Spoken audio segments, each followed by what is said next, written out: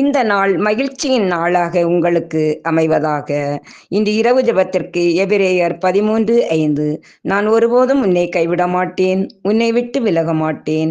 எங்கள் அன்பின் பரலோகத் தந்தையே இறைவா, பகல் முழுவதும் உமது அன்பினாலும் அருளினாலும் கண்ணின் மணி போல பாதுகாத்து பராமரித்து வழிநடத்திய உமது மேலான இரக்கத்திற்கு உள்ளத்தின் ஆழத்திலிருந்து நன்றி சொல்லி துதிக்கிறோம் அப்பா.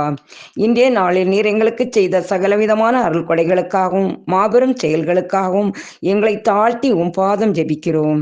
அன்பு ஆண்டவரே, இன்று நாங்கள் செல்லக்கூடிய பாதைகளை செம்மைப்படுத்தி ஆலோசனைகளையும் அறிவுரைகளையும் தந்தீர். நன்றி இயேசுவே.